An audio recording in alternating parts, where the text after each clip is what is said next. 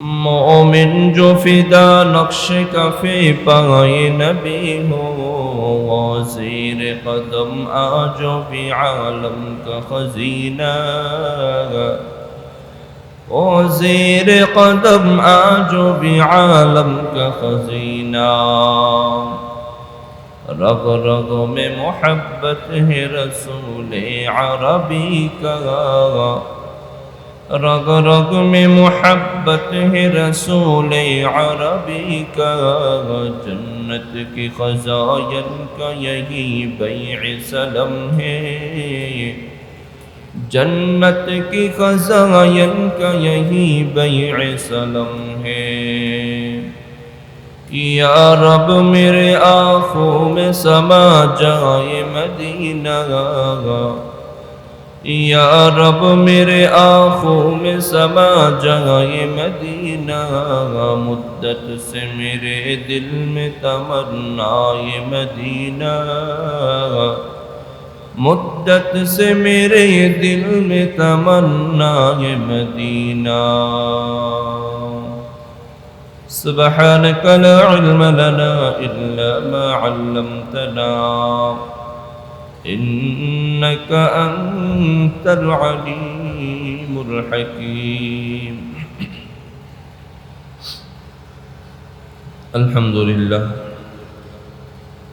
अल्लाह रब्बुल इज्जत आलिशान दरबारे असंख्य गणित शुक्रिया যে আল্লাহ রব্বুল আলামিন আমাদেরকে অত্যন্ত দয়া করে, মায়া করে, মহব্বত করে, ভালোবেসে সপ্তাহের শ্রেষ্ঠ দিন জুমার দিন শুক্রবার জুমার নামাজ আদায়ের জন্যে রব্বে করিম আমাদেরকে তার ঘরে দুনিয়ার সমস্ত ঝামেলা থেকে ফারেক করে, অবসর করে আগে আগে আসার বসার তৌফিক দান করেছেন। এই জন্যে রবের দরবারে অন্তরের অন্তঃস্থল থেকে দিলের জবানে সকলেই একই বাক্যে কালিমাতুশ শুকর পাঠ করি, আলহামদুলিল্লাহ।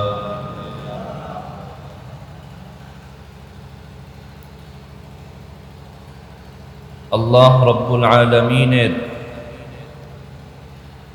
আমাদের উপর কত ইহসান, কত দয়া, কত ফজল ও করম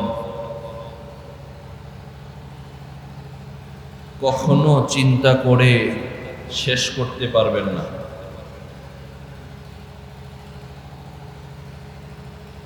দুনিয়াতে আমি আপনি ভূমিষ্ঠ হয়েছি, আমি আপনি দুনিয়াতে আসব মা বাবার মাধ্যমে। আল্লাহ আমাদেরকে দুনিয়াতে পাঠিয়েছেন, একমাত্র আল্লাহর ইচ্ছায় আমি দুনিয়াতে আসছি, একমাত্র আল্লাহ চাইছেন বলে। আল্লাহ তাআলা দয়া করে আমাকে দুনিয়াতে পাঠিয়েছেন।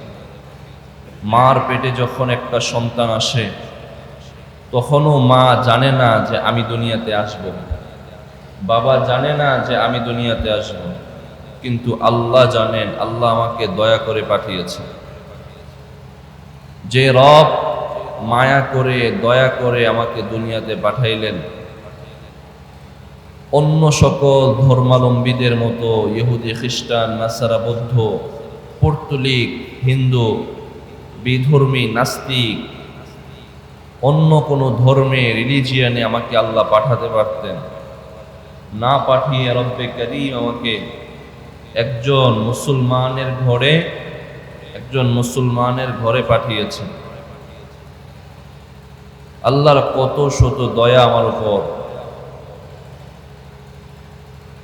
আল্লাহ আমাকে হায়াতে রেখেছেন, সুস্থ রেখেছেন, ইবাদতের তৌফিক দিচ্ছেন। গুনাহ হচ্ছে, তারপরও তওবার সুযোগ দরজা খোলা রাখছেন। দুনিয়ার বড় বড় বাদশাদের দরবারে যেতে হলে পারমিশন নিতে হয়, সহজে যাওয়া যায় না। কিন্তু আমার আপনার রব এমন একজন রব যিনি রব্বুল আলামিন, আহকামুল হাকিমিন, বাদশারও বাদশা, সবচেয়ে বড় আলা, সবার চেয়ে বড় যিনি, তার দরবারে কোনো বাধা আছে? কোনো বাধা নাই। কোনো বাধা ছাড়া যখন সেই দরবারে যাওয়ার, তওবার, মাফ চাওয়ার সুযোগ সব সময় বান্দার জন্য খোলা আছে, সেই রবের জন্য, সেই রবের দরবারে শুকরিয়া দান আবারও বলি আলহামদুলিল্লাহ। মুআজ্জাজ মুকাররম সম্মানিত মুসল্লিয়ান কিরাম, আজ মুহররমের সর্বশেষ জুমা, হয়তো আগামীকাল থেকে সফর শুরু হয়ে যাবে। আমরা আজকে থেকে, এই শুক্রবার থেকে আমাদের জীবনের সবচেয়ে বড় ইবাদত, দামি ইবাদত, গুরুত্বপূর্ণ ইবাদত, ইসলামের 5টা রুকুনের মধ্যে সবচেয়ে আহাম রুকুন, কিয়ামতের দিন যে ইবাদতের সর্বপ্রথম হিসাব নেওয়া হবে, সেই নামাজ সম্পর্কে, নামাজের ধারাবাহিক কয়েকটি জুমায় আলোচনা করার চেষ্টা করব ইনশাআল্লাহ। ইসলামের রুকুন, কালিমা, নামাজ, রোজা, হজ, যাকাত, এর মধ্যে সবচেয়ে আহাম গুরুত্বপূর্ণ হলো নামাজ। দিনে 5 ওয়াক্ত নামাজ রবের দরবারে হাজিরা দিতে হয়। এই 5 ওয়াক্ত নামাজ হলো ফরজ। 5 ওয়াক্ত নামাজ ফরজ। ফরজ নামাজের আলোচনা আজকে আমরা করব না। ফরজ নামাজের আগে পড়ে কিছু সুন্নত আছে না নাই? আছে। ফরজ নামাজ ছাড়াও দিনের কিছু অংশে, রাতের কিছু অংশে নফল নামাজ আছে না নাই? আছে। আজকে আমরা সেই নফল নামাজ সম্পর্কে আলোচনা করব। ফরজ হলো সবচেয়ে উঁচু, তারপরে হলো ওয়াজিব, তারপরে হলো সুন্নত, তারপরে হলো নফল বা মুস্তাহাব। নিচে থেকে যাব। একটা জমিতে চাষ করতে হলে আপনি আগেই বীজ ফালান না, জমিটাকে আগে আগাছা মুক্ত করেন, তারপরে হাল চাষ করেন, মাটিতে সার দেন, ধীরে ধীরে গিয়ে বীজ বপন করেন। ফরজ ইবাদতটাও তেমন। ওই ইবাদতে যেতে হলেও আগে কিছু ছোট ছোট ইবাদত আছে, যেটা ওই ইবাদতকে প্রোটেক্ট করে, হেফাজত করে, ওই ইবাদতকে হেফাজত করে। কিয়ামতের দিন আল্লাহ তাআলা বান্দার ফরজে ঘাটতি দেখলে নফল দিয়ে ঘাটতি পূরণ করবেন। ইমাম আযম আবু হানিফা রাহিমাহুল্লাহ বলেন, নফল নামাজ হলো এই রকম, আপনি একটা জমি যখন চাষ করলেন, জমির ফসল নিরাপত্তার জন্য যেমনি ভাবে জমিনের চারদিক দিয়ে বেড়া দেন না, বেড়া বুঝেননি, নিরাপত্তার জন্য যেটা দিয়ে থাকেন, ফরজ নামাজের জন্যও নফল নামাজ হলো বেড়া স্বরূপ। এটা ফরজকে হেফাজত করে। আজকে আমরা সেই নফলের ব্যাপারে আলোচনা করব, সেই নফল নামাজের গুরুত্ব, তার ফজিলত, তার বিধান, এই সম্পর্কে মোট কয়েকটি পয়েন্টে আলোচনা করার চেষ্টা করব ইনশাআল্লাহ। নফল নামাজের মধ্যে সবচেয়ে আহাম, সবচেয়ে দামি নামাজ হলো আমাদের জন্য তাহাজ্জুদের নামাজ। নফল নামাজের মধ্যে সবচেয়ে দামি নামাজের নাম কি? তাহাজ্জুদ। আল্লাহ পাক রব্বুল আলামিন সূরা যারিয়াতের 15-16 নম্বর আয়াতে বলেন, আউযু বিল্লাহি মিনাশ শাইতানির রাজীম, বিসমিল্লাহির রহমানির রহিম,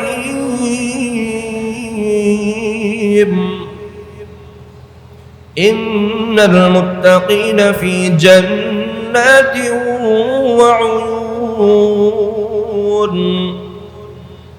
آخذين ما آتاهم ربهم إنهم كانوا قبل ذلك محسنين كانوا قليلا من الليل ما يهجعون وبالأسحار هم يستغفرون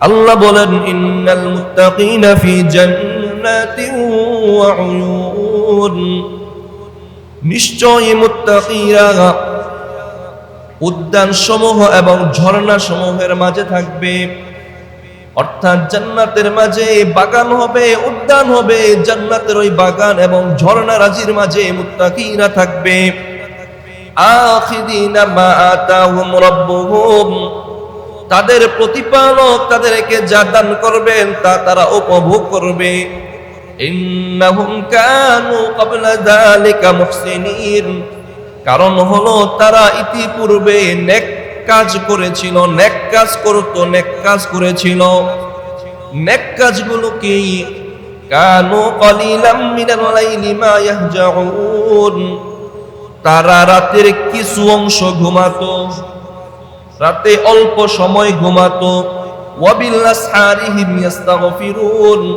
এবং শেষ রাতে সাহরির সময় তারা আল্লাহর কাছে ক্ষমা প্রার্থনা করত রাতের শেষ প্রহরে মধ্যরাতের পরবর্তী সময়টাতে আমরা যেই নামাজ পড়ি ওই নামাজের নাম কি জানেননি হ্যাঁ শেষ রাতে 12টার পরে যে নামাজটা শুরু হয় হ্যাঁ ওটার নাম তাহাজ্জুদ পড়েননি আপনারা পড়বেন ইনশাআল্লাহ হ্যাঁ আজকে সেই সম্পর্কে আলোচনা হচ্ছে আল্লাহ বলেন মুত্তাকিনা জান্নাতের মাঝে থাকবে কেননা তারা সৎকর্মশীল ছিল সৎকর্মটা হলো দুনিয়াতে থাকতে তারা রাতের কিছু অংশ ঘুমাতো এশার নামাজ পড়ে সাথে সাথে ঘুমিয়ে যেত রাত যখন মধ্য রজনী হয়ে যায় সে উঠে যায় উঠে রবের দরবারে নামাজে দাঁড়িয়ে যায় কানু ক্বালিলাম মিনাল লাইলি মা ইয়াহজাউন আল্লাহ তাদের ব্যাপারে বলেন তারা রাতের কিছু অংশ ঘুমায় বাকিটা জাগ্রত থাকে ওয়াবিল আসহারিহিম ইস্তাগফিরুন এবং শেষ রাত্রিতে তারা আল্লাহর কাছে ক্ষমা প্রার্থনা করে মুআজ্জাজ মুকাররম সম্মানিত মুসলিয়ানে কেরাম আল্লাহ পাক রব্বুল আলামিন এখানে জান্নাতি মুত্তাকিদের দুইটা গুণ বলেছেন রাতে কিছু অংশ ঘুমায় বাকিটা জাগ্রত থাকে আর শেষ রাতে আল্লাহর কাছে ক্ষমা প্রার্থনা করে এই আয়াতের তাফসীরে মুফাসসিরিনে কেরামগণ লিখেন যে সমস্ত বান্দা বান্দিরা রাতে নামাজ পড়ার পরেও তাহাজ্জুদ পড়ার পরেও আল্লাহর দরবারে নামাজে রাত্রি কাটিয়ে দেওয়ার পরেও রাতের শেষ অংশে আল্লাহর কাছে মুনাজারি করে আল্লাহ আমি তো একজন গুনাহগার আমি তো একজন নাফরমান আমি যে ইবাদত করলাম জানি না আমার ইবাদত কতটুকু কবুল হয়েছে গো আল্লাহ আমার ইবাদত তো একজন সামান্য একদম তুচ্ছ ইবাদত এত ইবাদত করার পরেও রবের কাছে সে তুচ্ছ হয়ে পেশ করে ওয়াবিল আসহারিহিম ইস্তাগফিরুন শেষ রাতে আবার রবের কাছে ক্ষমা প্রার্থনা করে অহংকার করে না কি করে না অহংকার করে না এত নামাজ পড়ে রাতে জাগ্রত কম থাকে ঘুমায় কম জাগ্রত থাকে বেশি নামাজ পড়েও ফরজের পাশাপাশি তাহাজ্জুদ পড়েও সে শেষ রাতে কান্না করে ক্ষমা প্রার্থনা করে মুফাসসিরিনে কেরামগণ বলেন এ দ্বারা বোঝা যায় নামাজ পড়ার পরেও সে নিজেকে ছোট মনে করতেছে ক্ষমা প্রার্থনা করতেছে জানি না আমার ইবাদত কবুল হইল কিনা আমার গুনাহ তো রয়ে গেছে আল্লাহ মাফ করলেন কিনা এইজন্য অহংকার করা যাবে অহংকার করা যাবে না দেখা যায় কেউ একজন নামাজ পড়লে আরে তার জন্য থাকা যায় না নামাজ পড়ে সে এমন অহংকার করা যাবে না যেটা বলছিলাম আল্লাহ তাআলা এখানে যারা তাহাজ্জুদ পড়ে তাদের পরিচয় তুলে ধরছেন তারা রাতের শেষ অংশে ঘুমায় না রাতে কিছু অংশ ঘুমায় সূরাতু আলিফ লাম সাজদার 16 নম্বর আয়াতে আল্লাহ বলেন বিসমিল্লাহির রহমানির রহিম تتجافى جنوبهم عن المضاجع يدعون ربهم خوفا وطمعا ومما رزقناهم ينفقون আল্লাহ বলেন তাতাজাফা জুনুবুহুম আনিল মাদাজি', ওই যে মুত্তাকি যাদেরকে আল্লাহ জান্নাতে স্থান দিবেন, রাতের বেলা তাদের পিঠটা কিছু অংশ অল্প সময় বিছানার সাথে লাগে, বাকি সময়টা তাদের পিঠ বিছানা থেকে আলাদা থাকে, বিছানায় তাদের পিঠ লাগে না, মানে তারা ঘুমায় না।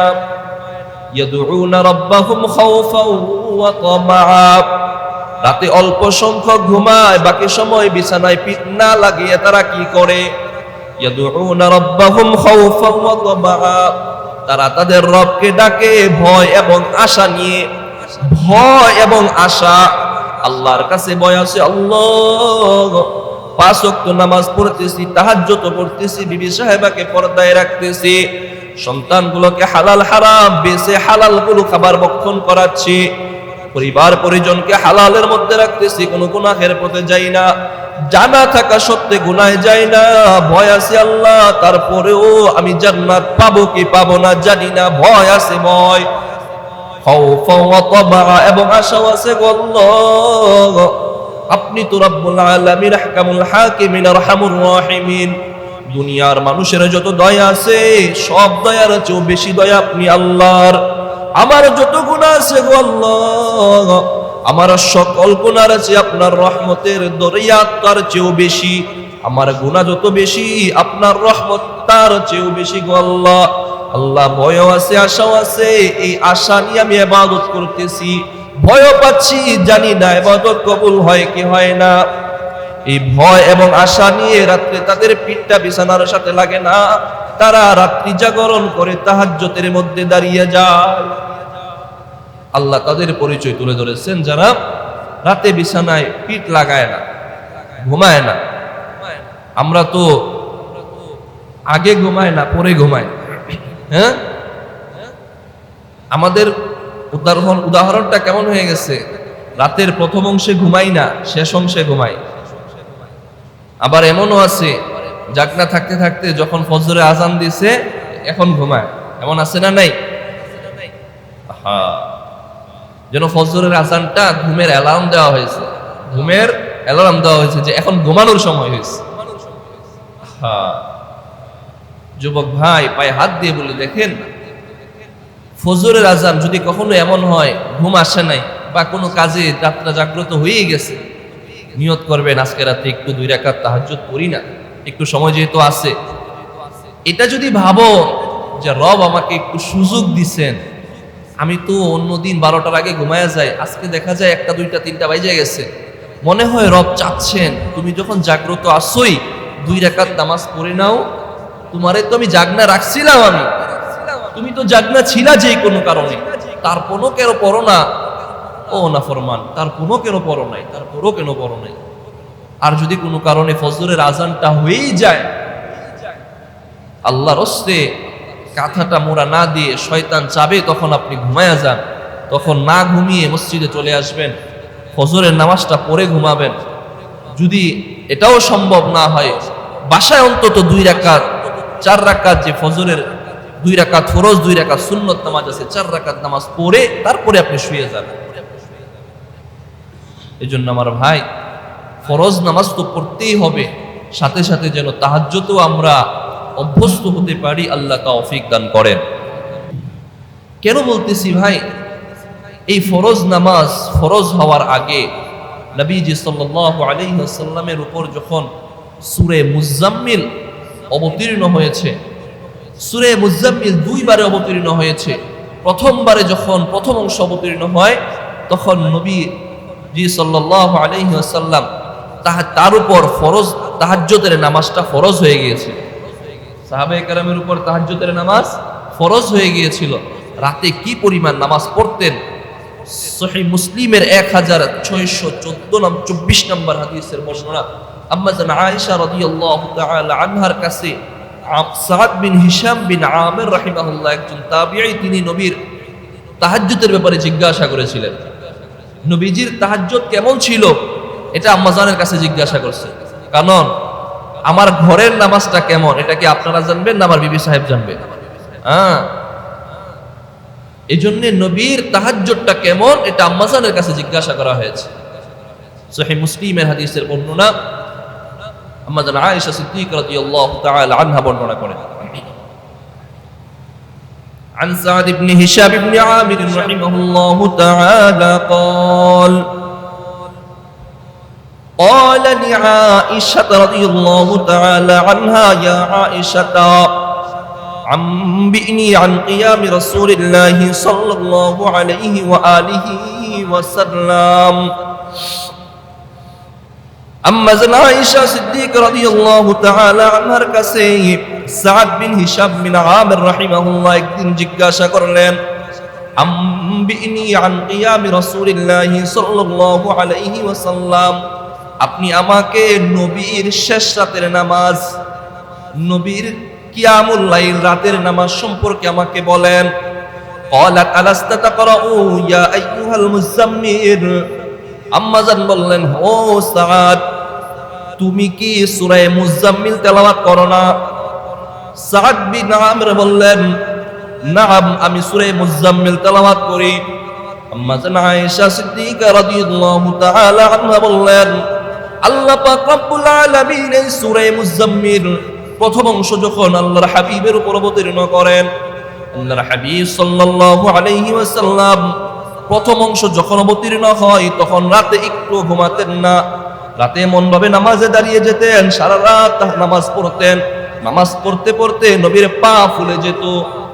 12 মাস পর্যন্ত, 1 বছর পর্যন্ত প্রথম অংশ অবতীর্ণ হয়ে ক্ষান্ত থাকেন, আল্লাহ দ্বিতীয় অংশ অবতীর্ণ করেন নাই। 1 বছর পর 12 মাস পর আল্লাহ দ্বিতীয় অংশ সূরা মুযাম্মিলের শেষ অংশটা অবতীর্ণ করেন।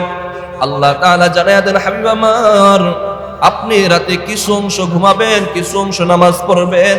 আপনাকে আমি কষ্ট দেওয়ার জন্য প্রেরণ করি নাই। পুরো রাত আপনি নামাজ পড়তে হবে না, কিছু অংশ ঘুমান, কিছু অংশ নামাজ পড়েন।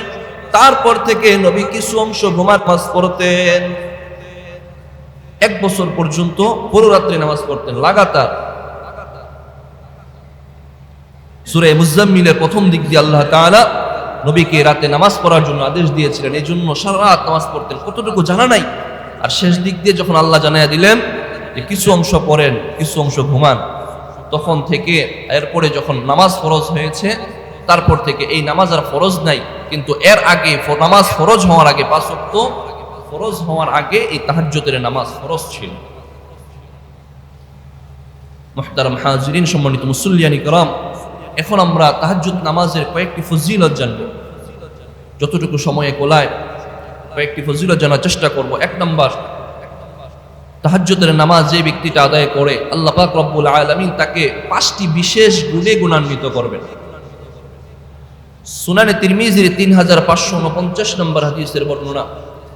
عن أبي أمامة رضي الله تعالى عنه قال قال رسول الله صلى الله عليه وسلم عليكم بقيام الليل فإنه دأب الصالحين قبلكم وهو قربة لكم إلى ربكم ومغفرة للسيئات ومنهاة عن الإثم। আল্লাহর নবীর সাহাবী হযরত আবু উমামা বাহিরী রাদিয়াল্লাহু তাআলা আনহুর বর্ণনা, তিনি বলেন, আল্লাহর হাবিব জনাবে মুহাম্মদুর রাসূলুল্লাহ সাল্লাল্লাহু আলাইহি ওয়াসাল্লাম ফরমান, আলাইকুম বিকিয়ামিল লাইল, তোমরা রাতের শেষ অংশে কিয়ামুল লাইল তাহাজ্জুদের নামাজ আদায় করো। আলাইকুম বিকিয়ামিল লাইল, তোমরা কিয়ামুল লাইলের নামাজ পড়ো, রাতের শেষ অংশে নামাজ পড়ো, তাহাজ্জুদের নামাজ পড়ো। কারণ হলো ফাইন্নাহু দাবুস সালিহিনা ক্বাবলাকুম, কেননা এই তাহাজ্জুদের নামাজ তোমাদের পূর্ববর্তী নেককারদের অভ্যাস। তোমরা যদি এই তাহাজ্জুদের নামাজ আদায় করো, আল্লাহ পাক রব্বুল আলামিন তোমাদেরকে নেককারদের অন্তর্ভুক্ত করে নেবেন। 1 নম্বর গুণ, তাহাজ্জুদের মাধ্যমে নেককারদের অন্তর্ভুক্ত হওয়া যায়।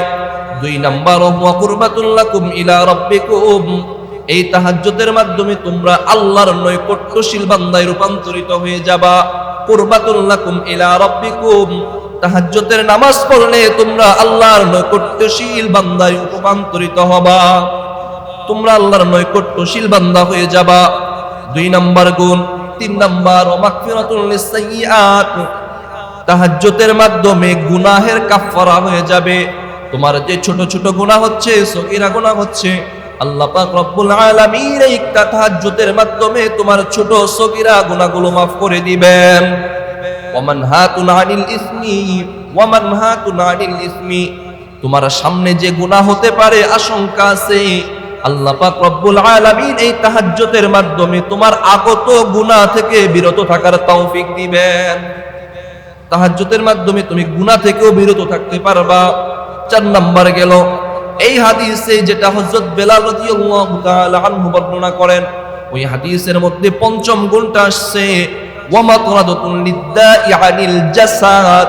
বেলাল রাদিয়াল্লাহু তাআলা আনহু বলেন, আল্লাহর হাবিব সাল্লাল্লাহু আলাইহি ওয়াসাল্লাম ফরমান, এই হাদিসের তাহাজ্জুদের 5 নাম্বার গুণ হলো মানুষের শরীরে যে রোগ হয়, বাহ্যিক রোগ হয়, আল্লাহ পাক রব্বুল আলামিন তাহাজ্জুদের মাধ্যমে ওই রোগ থেকে শিফা দান করেন। তাহাজ্জুদের মাধ্যমে এই রোগ থেকেও শিফা, শুশ্রূষা পাওয়া যায়। এই 5টা গুণ একই হাদিসের মধ্যে পাওয়া গেছে। আল্লাহর নৈকট্যশীল বান্দা হয়ে যাবেন, নেককারদের অন্তর্ভুক্ত হয়ে যাবেন, পিছনের গুনাহের কাফফারা হয়ে যাবে, সামনের গুনাহ থেকে আল্লাহ আমাকে বিরত রাখবেন। শারীরিক যেই রোগ আছে, বালা মুসিবত আছে, বিপদ আছে, রোগ ব্যাধি আছে, তাহাজ্জুদের মাধ্যমে আল্লাহ তাআলা এই রোগ ব্যাধি দূর করে দেন। 1 নাম্বার ফজিলত জানলাম। 2 নাম্বার, তাহাজ্জুদের মাধ্যমে আল্লাহ এবং বান্দা দুইজন নিকটবর্তী হয়ে যায়। বান্দা আল্লাহ নৈকট্যশীল বান্দা হিসেবে রূপান্তরিত হয়, নিকটবর্তী হয়ে যায়। সুনানে তিরমিজির 3579 নম্বর হাদিসের বর্ণনা।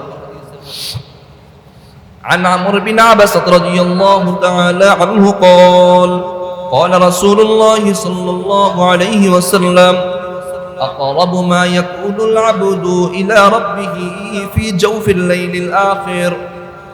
আল্লাহর হাবিব সাল্লাল্লাহু আলাইহি ওয়াসাল্লাম ফরমান, আল্লাহ পাক রব্বুল আলামিন রাতের শেষ অংশে বান্দার সবচেয়ে নিকটে অবস্থান করেন। আল্লাহ পাক রব্বুল আলামিন রাতের শেষ অংশে বান্দার সবচেয়ে নিকটে অবস্থান করেন। এতটুকু বলার পর আল্লাহর হাবিব সাল্লাল্লাহু আলাইহি ওয়াসাল্লাম ফরমান, ফাইন ইসতাতা'তা আন তাকুনা মিম্মান ইয়াযকুরুল্লাহা ফি তিলকা সাআতি ফাকুন। ওই সময়ে যেই বান্দারা আল্লাহর জিকিরে, আল্লাহর ইবাদতে মশগুল থাকে, তারা আল্লাহর নৈকট্যশীল বান্দা। ফাইন ইসতাতা'তা তাকুন, ওই সময়ে যারা আল্লাহর ইবাদত করে তারা আল্লাহর নৈকট্যশীল বান্দা। নবী এটা বলার পরে বলেন, যদি তোমাদের সক্ষমতা থাকে, সম্ভব হলে এই সময়টাতে তোমরাও আল্লাহর ইবাদত করো। তোমরা এই সময়টাতে ইবাদত করার মাধ্যমে তোমরাও আল্লাহর নৈকট্যশীল বান্দা হয়ে যাবা। তোমরাও এই সময়টাতে ইবাদত করো, আল্লাহর নৈকট্যশীল বান্দা হয়ে যাবা। 2 নাম্বার ফজিলত, তাহাজ্জুদের মাধ্যমে বান্দা আল্লাহর নৈকট্যশীল বান্দা হয়ে যায়। তাহাজ্জুদ যখন বান্দা পড়ে, আল্লাহ তাআলা বান্দাকে দেখে খুশি হয়ে আল্লাহ হাসেন। আল্লাহ খুশি হয়ে হাসেন, আমার বান্দা তাহাজ্জুদ করতেছে। চিন্তা করেন, আপনি যেমন চাচ্ছেন ছেলেটা যদি এইভাবে করলে ভালো হয়, হ্যাঁ, ছেলেটাকে ছেড়ে দিয়েছেন, বাচ্চা হাঁটা শিখছে, আপনার কাছে আসবে। যদি ওটা আপনার দিকে রওনা দেয়, আপনার দিকে যখন রওনা হাঁটতেছে তখনই আপনার ভিতরে একটা মুচকি হাসি আসবে না? আর আপনার কাছে যখন চলে আসবে, আপনি তাকে নিয়ে কোলে নিয়ে লাফ দিবেন, অন্যদিকে গেলে মন খারাপ করবেন। আপনার দিকে যখন আসতেছে আপনি খুশি, হ্যাঁ, হাসতেছেন। আল্লাহ যখন বান্দাকে দেখেন যে বান্দা আল্লাহর ইবাদত করতেছে, শেষ সাথে সবাই ঘুমায়, দুনিয়া কোলাহল মুক্ত, কলরব মুক্ত, নীরবতা, পাখিরাও ঘুমায়, গাছগাছালির সব কিছু ঘুমায়, মানুষ ঘুমায়, সমুদ্রের মাছও ঘুমায়, সব কিছু যখন ঘুমায়, আমার একটা বান্দা নামাজে দাঁড়িয়ে, উপর থেকে যখন আল্লাহ তাআলা দেখতেছেন পুরো পৃথিবীটা অন্ধকার, কিন্তু যে ব্যক্তিটা তাহাজ্জুদে দাঁড়িয়ে আছে ওর কাছেই কেমন যেন আলো জ্বলছে। আল্লাহ এটা দেখে হাসেন। সুনানে ইবনে মাজার 200 নম্বর হাদিসের বর্ণনা। عن أبي سعيد الخدري رضي الله تعالى عنه قال قال رسول الله صلى الله عليه وسلم إن الله لا يضحك إلى ثلاثة আল্লাহর হাবিব সাল্লাল্লাহু আলাইহি ওয়াসাল্লাম ফরমান ইন্নাল্লাহা লা ইয়াযহাকু ইলা সালাসা আল্লাহ পাক রব্বুল আলামিন তিন ধরনের মানুষকে দেখে খুশি হয়ে হাসেন। তিন ধরনের মানুষকে দেখে আল্লাহ মুচকি হাসেন। এক নম্বর লিসফি ফিস সালাহ, যারা নামাজের জন্য জামাতের কাতারে অপেক্ষা করে। নামাজ এখনো শুরু হয় না, আপনি আগেই চলে আসছেন, জামাতের কাতারে বসে নামাজের জন্য অপেক্ষা করতেছেন, আল্লাহ আপনাকে দেখে মুচকি হাসেন। নামাজের জন্য যারা কাতারে বসে অপেক্ষা করে। দুই নম্বর ওয়ালির রাজুল ইউসাল্লি ফি জাওফিল লাইল, দুই নম্বর হলো ওই সমস্ত ব্যক্তিদেরকে দেখেও আল্লাহ হাসেন যারা রাতের মধ্যভাগে নামাজে দাঁড়িয়ে যায়। ইউসাল্লি ফিল লাইলি ফি জাওফিল লাইল, রাতের মধ্যভাগে যারা নামাজে দাঁড়ায় অর্থাৎ তাহাজ্জুদের নামাজ যারা পড়ে। তিন নম্বর ওয়ালির রাজুলি ইউকাতিলু ফিল জিহাদ, তিন নম্বর যেই ব্যক্তিটা জিহাদের ময়দানে একমাত্র আল্লাহর জন্য যুদ্ধ করে, যারা জিহাদ করে, নামাজের কাতারে যে বসে থাকে, তাহাজ্জুদের নামাজ যে পড়ে আর আল্লাহর রাস্তায় যে জিহাদ করে, এই তিন ধরনের ব্যক্তিকে দেখে আল্লাহ হাসেন, আল্লাহ মুচকি হাসেন। তাহাজ্জুদের তিন নম্বর ফজিলত। তাহাজ্জুদের চার নম্বর ফজিলত হলো জান্নাতের একটা বিশেষ প্রাসাদ আছে, হ্যাঁ, একটা স্পেশাল প্রাসাদ আছে, অট্টালিকা আছে, বালাখানা আছে। যে বালাখানার বৈশিষ্ট্য হলো এটা কাচের তৈরি, মরমর পাথরের তৈরি, বাহির থেকে ভিতর দেখা যায়, ভিতর থেকে বাহির দেখা যায়। উন্নত বলতে আমরা এটাই তো বুঝি, তাই না? দেখবেন উন্নত মানে যত উন্নত বিল্ডিং ওটা দেয়াল হয় কম, কাচ হয় বেশি, ঠিক না? বর্তমানে আপনি কি দেখেন? কাচ বেশি না, বাহির থেকে ভিতরে দেখা যায়, ভিতর থেকে বাহিরে দেখা যায়। উন্নত মানের ফর্মুলা তারা এটা নিয়েছে। আমার হাবিব সাল্লাল্লাহু আলাইহি ওয়াসাল্লাম যারা তাহাজ্জুদ পড়বে তাদেরও বৈশিষ্ট্য বলতেছেন। তাদের বৈশিষ্ট্য হলো জান্নাতে একটা বালাখানা আছে, অট্টালিকা প্রাসাদ আছে, যেই প্রাসাদের বাহির থেকে ভিতরে দেখা যায়, ভিতর থেকে বাহিরে দেখা যায়, এমন একটা প্রাসাদ আছে। আবু মুসা আশআরী রাদিয়াল্লাহু তাআলা আনহু বললেন, ইয়া রাসূলুল্লাহ, ওই প্রাসাদটা কার জন্য? আল্লাহর হাবিব সাল্লাল্লাহু আলাইহি ওয়াসাল্লাম বললেন, আমার যে উম্মত, আল্লাহর যে বান্দা বান্দি রাতের বেলা তাহাজ্জুদে দাঁড়িয়ে যাবে, তাহাজ্জুদের নামাজ পড়বে, আল্লাহ পাক রব্বুল আলামিন ওই তাহাজ্জুদ গুজার বান্দা বান্দীদেরকে জান্নাতের ওই স্পেশাল বাহির থেকে ভিতর দেখা যায়, ভিতর থেকে বাহির দেখা যায়, ওই প্রাসাদটা আল্লাহ তাকে দান করবেন, আল্লাহ তাকে দান করবেন। 4 নম্বর ফজিলত। 5 নম্বর ফজিলত একটা বিশেষ, এই যে ফজিলতটা বলা হচ্ছে, এখন যে ফজিলতটা বলবো, এই ফজিলতের একটা পদ্ধতি আছে। এই পদ্ধতিটা আমি আপনি সবাই পালন করার চেষ্টা করবো ইনশাআল্লাহ। করবো না ইনশাআল্লাহ? এবার শুনি পদ্ধতিটা কি। সুনানে নাসাঈর 1610 নম্বর হাদিসের বর্ণনা আবু হুরায়রা রাদিয়াল্লাহু তাআলা আনহু বর্ণনা করেন। عن أبي هريرة رضي الله تعالى عنه قال قال رسول الله صلى الله عليه وسلم رحم الله رجلا قام من الليل فصلى ثم أيقظ امرأته فصلت فإن أبت نضح في وجهها الماء আল্লাহর হাবিব সাল্লাল্লাহু আলাইহি ওয়াসাল্লাম ফরমান, রাহিমাল্লাহু রাজুলান ফাকামা মিনাল লাইলি ফাসাল্লা, আল্লাহ তাআলা ওই ব্যক্তির উপর রহম করেন যেই ব্যক্তি রাতের শেষ অংশে জাগ্রত হয়, ফাসাল্লা এবং নামাজ পড়ে। রাতের শেষ অংশে যেই ব্যক্তিটা জাগ্রত হয়ে নামাজ পড়ে আল্লাহ তার উপর রহম করেন। সুম্মা আইকাযা ইমরাআতাহু, অতঃপর তার স্ত্রীকে সে জাগ্রত করায়, ডাক দেয়। পুরুষটা নামাজের জন্য উঠছে এবং স্ত্রীকেও ডাক দেয়। ফাইন আবাত নাদহা ফি ওয়াজহিহা আলমা, স্ত্রী যদি আবার উঠতে অস্বীকার করে যে না আমি উঠবো না, হ্যাঁ, স্ত্রী যদি আবার মানা করে, বারণ করে দেয়, নাদহা ফি ওয়াজহিহা আলমা, স্ত্রীর চেহারার মধ্যে আলতো করে পানির ছিটা দেয়। বেশি দিলে আবার ভিজা যাইব, কষ্ট হইব। হ্যাঁ, শীতের দিন যদি ঢাইলা দেন পানি, কি অবস্থাটা হবে? না নাদহা ফি ওয়াজহিহা আলমা, স্ত্রী যদি অস্বীকার করে, উঠতে না নিষেধ করে দেয়, চেহারার মধ্যে আলতো করে পানির ছিটা দেয়, তারপরে ফাসাল্লা, উভয়ে নামাজ আদায় করে। প্রথম অংশ গেল। দ্বিতীয় অংশে আল্লাহর হাবিব সাল্লাল্লাহু আলাইহি ওয়াসাল্লাম ফরমান, রাহিমাল্লাহু ইমরাআতান, আল্লাহ তাআলা ওই মহিলা, ওই স্ত্রীর উপর রহম করেন যেই স্ত্রী রাতের শেষ অংশে জাগ্রত হয় নামাজ আদায় করার জন্য, তাহাজ্জুদের জন্য। অতঃপর সে স্বামীকে ডাক দেয়, স্বামী যদি অস্বীকার করে স্বামীর চেহারার মধ্যে আলতো করে পানির ছিটা দেয়। অতঃপর উভয়ই যদি নামাজে দাঁড়ায়, আল্লাহ পাক রব্বুল আলামিন উভয়ের উপর এবং ওই সংসারের উপর রহমত বর্ষণ করেন। আল্লাহ ওই সংসারে রহমত দেন, বরকত দেন। এই আমলটা করতে রাজি আছেন না ইনশাআল্লাহ? যে উঠবেন, আপনি উঠলে স্ত্রীকে ডাক দিবেন, স্ত্রীকে বলবেন তুমি যদি উঠো আমাকে ডাক দিবা, যদি আমি না উঠি আমার চেহারা একটু পানির ছিটা দিবা, আপনিও আলতো করে পানির ছিটা দিবেন। এতে করে মহাব্বত বাড়বে। বেশি করে দিতে যায়েন না, আবার অল্প করে দিবেন। এই আমলটা এটা সুন্নাহ, নবী এটা শিক্ষা দিচ্ছেন। এইভাবে আলতো করে যখন দিবেন, মহাব্বত যখন গাঢ় হবে, আমল যখন গাঢ় হবে, তখন আল্লাহ আপনার উপর রহম করবেন, রহমত বর্ষণ করবেন, আপনার আমলও হবে, সাথে সাথে সুন্নাহ আমল হবে ইনশাআল্লাহ। 5 নম্বর গেল। মুহতারাম হাজিরিন, সময় প্রায় শেষ হয়ে গিয়েছে। আরো কয়েকটা অনেকগুলো ফজিলত আছে তাহাজ্জুদের, ইনশাআল্লাহ ধারাবাহিক বলার চেষ্টা করব। তাহাজ্জুদের নামাজ আমল করার চেষ্টা করবেন ভাই, যদিও এটা ফরজ নয়, কিন্তু বলেছি প্রথমেই যখন আলোচনা শুরু করেছি, ফরজ নামাজকে হেফাজত করা হবে কিসের মাধ্যমে? নফলের মাধ্যমে।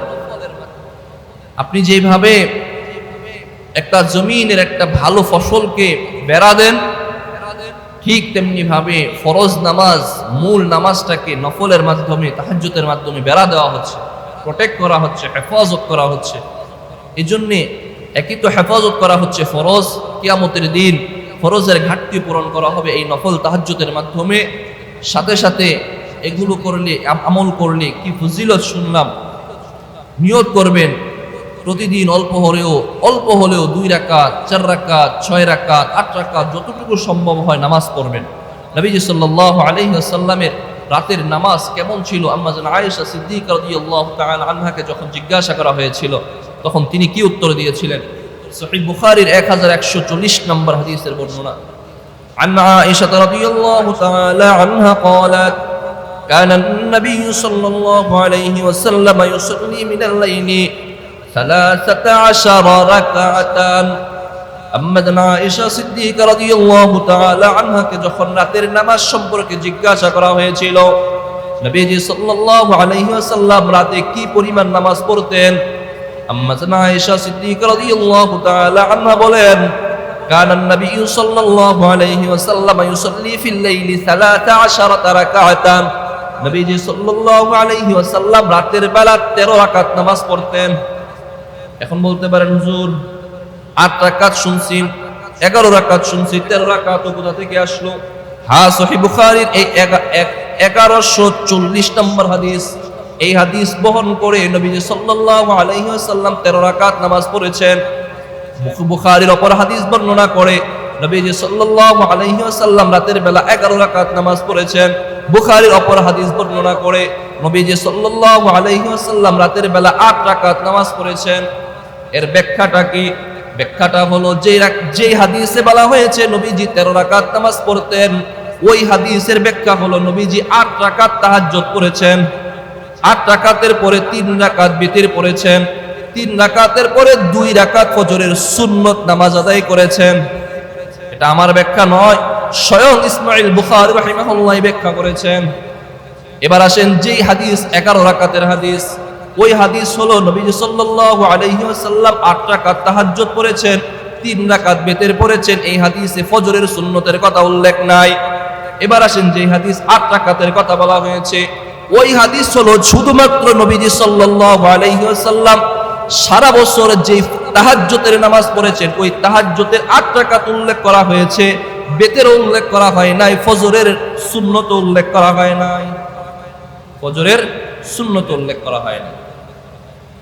এখন এই হাদিস যদি এতটুকু বুঝেন, বা আলোচনা যে হাদিসগুলো বর্ণনা করেছে ওগুলো যদি বুঝেন, একটা জিনিস স্পষ্ট হয়ে যাবে, সেটা হলো এই তাহাজ্জুদের ব্যাপারে যতগুলো হাদিস আসছে সবগুলো হাদিস আলাইকুম বিকিয়ামিল লাইল কারণ নবী সাল্লাল্লাহু আলাইহি ওয়াসাল্লাম ইউসাল্লি ফি কিয়ামিল লাইল শব্দ আসছে কিয়ামুল লাইল। কি আসছে? কিয়ামুল লাইল। এখন এই হাদিস ছোট্ট করে শুধু একটা টাচ দিয়ে যাচ্ছি। কিয়ামুল লাইল দ্বারা যারা তারাবি বুঝেন আজ থেকে বোঝা বন্ধ করে দিয়ে, হ্যাঁ, কারণ কিয়ামুল লাইল দ্বারা তাহাজ্জুদ উদ্দেশ্য নয়। কিয়ামুল লাইল দ্বারা রাতের নামাজ, এটা তাহাজ্জুদও হতে পারে, তারাবিও হতে পারে, সবটা ব্যাপক। এখন ব্যাপক হওয়ার পর কোনটা ধরবো, ধরার জন্য বুঝতে হবে এই যে হাদিসটা বুখারীর 1140, এখানে বলা হয়েছে নবীজি সাল্লাল্লাহু আলাইহি ওয়াসাল্লাম সারা বছর এইভাবে পড়তেন। এখন বলেন সারা বছর কি তারাবি পড়ি নাকি তাহাজ্জুদের নামাজ পড়ি? তাহাজ্জুদের নামাজ পড়ি। বাকিটা যে বিতর্ক আছে বা 8 রাকাত, 12 রাকাত, 14 রাকাত, তারাবি কত রাকাত, ওটা বাদ রাখলাম। কিন্তু এখন কথা হলো নবীজি সাল্লাল্লাহু আলাইহি ওয়াসাল্লাম, আগের হাদিস এমনও শুনেছি নবী সারা রাত নামাজ পড়তেন, হাদিস শুনছেন না আজকে? এটাও কিন্তু বলা হয়েছে মুসলিমের 1624 নম্বর হাদিস। এখন শুনলেন নবী 8 রাকাত নামাজ পড়তেন। বাধ্যবাধকতা নেই, যার যতটুকু সামর্থ্য আছে, সক্ষমতা আছে ততটুকু পড়বেন, যতটুকু সময় পান ততটুকু পড়বেন। কখনো ছুটে গেলেও সমস্যা হবে না এটাও বলতে পারবেন না, সমস্যা নাই, হ্যাঁ গুনাহ হবে না, তাহাজ্জুদ নামাজ না পড়লে গুনাহ হবে না, কিন্তু অবশ্যই চেষ্টা করা আমার থেকে তাহাজ্জুদ কেন ছুটবে, এত ফজিলতপূর্ণ আমল কেন ছুটে যাবে আমার থেকে। গুরুত্বের সাথে আমরা যেন এই আমলগুলো, এই আমলটুকু তাহাজ্জুদের নামাজকে জীবনের সাথে ওতপ্রোতভাবে জড়িয়ে আমলগুলো করতে পারি। আল্লাহ তৌফিক দান করেন। মুহতারাম হাজিরিন, সম্মানিত মুসল্লিয়ানি কেরাম, যে কথাগুলো বললাম আমাকে